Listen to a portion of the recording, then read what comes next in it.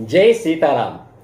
నీ తల్లి దగ్గర నీ జీతం భద్రంగా ఉంటుంది. మరోసారి చెబుతున్నాను, నీ భార్యకు కానీ మీ అమ్మకు కానీ డబ్బుతో ప్రయోజనమే లేదు.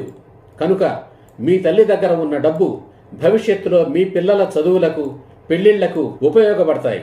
నీ భార్యకు ఎప్పుడైనా కొద్దో గొప్ప అవసరమైతే నీ భార్య మీ అమ్మను అడిగి తీసుకోవచ్చు. అలా అని తిరుగ వ్రాయలేని అగ్రిమెంట్ వ్రాసి ఇవ్వండి.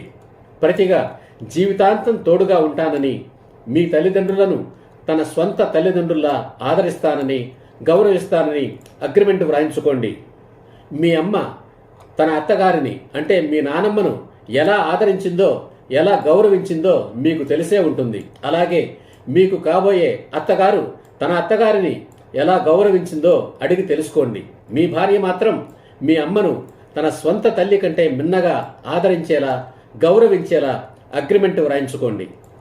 ఒకవేళ మీ అమ్మ గాని, మీ కాబోయే అత్త గాని తమ అత్తల పట్ల తప్పు చేసినట్లయితే అదే తప్పు నీ భార్య కూడా చెయ్యనవసరం లేదు. అప్పుడే నీ భార్య నిన్ను గౌరవించినట్లు. ఆమెకు నీ మీద లేని గౌరవం నీ తల్లి మీద ఎందుకుంటుంది? ఇది సింపుల్ లాజిక్. నీ తల్లిని గౌరవించే భార్యను మనస్ఫూర్తిగా సమాదరించడం నీ ధర్మం. ఈ విషయంలోనే చాలామంది మహిళలు తప్పు చేసి తమ జీవితాలను తమకు తెలియకుండానే నిస్సారంగా గడిపేశారు. ఇంకా గడిపేస్తూనే ఉన్నారు. వాళ్లను చూసి జాలిపడడం తప్ప ఎవరూ ఏమీ చెయ్యలేరు.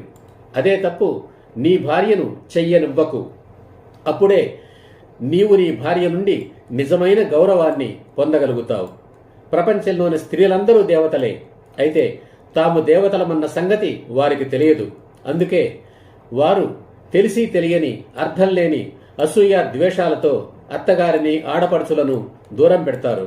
అలా కాకుండా తాము దేవతలమని ఎరిగి, దేవతల్లా ఆలోచించి మంచి మార్గంలో నడుచుకునేలా మగవాడు తన నానమ్మ, అమ్మమ్మ, తల్లి, భార్య, అక్క చెల్లెళ్ల మధ్య సామరస్యాన్ని పాదుకొల్పాలి. మీ అమ్మ ఒక దేవత, మీ అత్త కూడా ఒక దేవతే. వారిని గౌరవించు, పూజించు. మీ అమ్మ ఆశీస్సులే నీ భార్యకు శ్రీరామ రక్ష. మీ భార్య కూడా ఒక దేవతే. ఆమెను ప్రేమించు, లాలించు.